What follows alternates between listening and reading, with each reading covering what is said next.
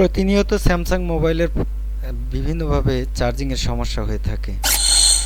আপনারা দেখছেন যে চার্জিংয়ের বিভিন্ন রকম সমস্যা নিয়ে অনেক কাস্টমার আমাদের কাছে এসে থাকে।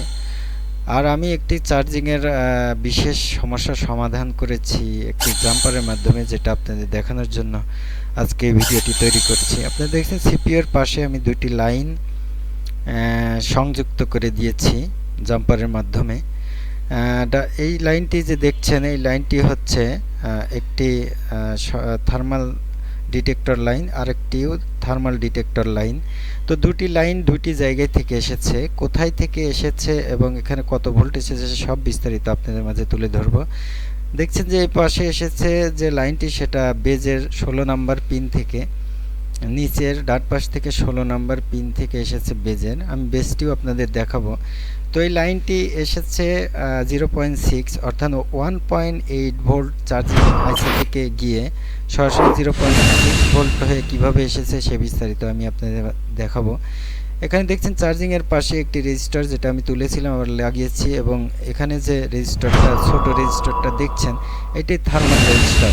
আর এই থার্মাল রেজিস্টারই কিন্তু ওখানে 0.6 ভোল্টেজ করে পাঠিয়ে দেয়, এবং সিপিইউ যখন সংকেত পায় যেখান থেকে 0.6 ভোল্টেজ এসেছে, তখন সাথে সাথে কিন্তু চার্জ দেওয়া শুরু করে দেয়। এই থার্মাল রেজিস্টার আরও একটি জায়গায় আছে, যেটা সাববোর্ডে। আপনারা দেখছেন যে সাববোর্ডে আরও একটি ছোট রেজিস্টার আছে, যেটা থার্মাল রেজিস্টার। এটাও নষ্ট হলে কিন্তু এই ধরনের টেম্পারেচার ইরর দেখাবে এবং সেট গরম হতে পারে এবং বন্ধ হয়ে যেতে পারে। এই ধরনের সমস্যা ঠিক করার জন্য রেজিস্টার চেঞ্জ করার পরে যদি না হয়ে থাকে, তাহলে যে সাইডের লাইন থেকে 0.6 ভোল্টেজ প্রেরণ করা যায়, সে সাইড থেকে আপনারা জাম্পিং করে আমার মতো এইভাবে ঠিক করতে পারেন। আপনারা দেখছেন বেজের 16 নাম্বার পিন, ডান পাশ থেকে নিচে 16 নাম্বার পিন থেকে সরাসরি যেখানে ভোল্টেজটি গিয়েছে 0.6, অর্থাৎ সাববোর্ড থেকে সরাসরি এই জায়গা থেকে সরাসরি চলে গিয়েছে। আপনারা দেখতে থাকুন, আমি দেখাচ্ছি। 16 নাম্বার পিন থেকে সরাসরি সিপিইউর চলে গিয়েছে ঠিক এই জায়গাতে। এই লাইনটি আবার সিপিইউর ভিতরে ঢুকে ডিটেক্ট করেছে যে 0.6 ভোল্ট ঠিক আছে, এবং এখান থেকে একটি ভোল্টেজ, যেটা এখান থেকে গিয়েছে, এখান থেকে 0.6 ভোল্টেজ গিয়েছে সরাসরি এই জায়গাতে।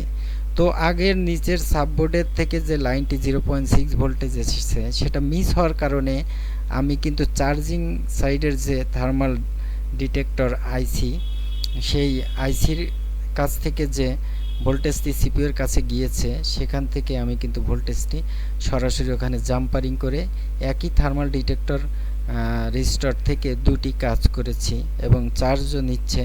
সেক্ষেত্রে দীর্ঘদিন চার্জ নেওয়ার ক্ষেত্রে সমস্যা আসতে পারে, তবে এর মধ্যে আপনি পার্টস সংগ্রহ করে কাজটি সম্পাদন করতে পারেন দ্বিতীয় টাইমে। তো আপনারা অবশ্যই আশা করি এই ভিডিওতে বুঝতে পেরেছেন যে আসলে একটি থার্মাল লাইন নষ্ট হলে অন্য থার্মাল লাইন থেকে ভোল্টেজ টেনে অপরটিতে দিয়ে কিন্তু এই সমস্যার সমাধান করা যায়। অনেক সময় এই লাইনগুলি মিসিং হওয়ার কারণে সিপিইউ রিভলভ করে থাকি আমরা, তবুও হয় না। তখন এই ধরনের কাজগুলি করলে পরেই আপনারা কিন্তু সুন্দর একটি সমাধান পাবেন বলে আমি মনে করি। তো যারা ভিডিওটি দেখছেন, অবশ্যই ভালো লাগলে লাইক, কমেন্ট, শেয়ার করবেন, চ্যানেলটির সাথে থাকবেন। ভালো ভালো এবং নতুন নতুন সকল মেধাভিত্তিক কাজ নিয়ে আপনাদের মাঝে আমি মাঝে মাঝে এসে থাকি, অবশ্যই সাথে থাকবেন। এটি একটি স্যামসাং M32 মোবাইল ফোন, যেটার এই ধরনের সমস্যা সবচেয়ে বেশি হয়ে থাকে।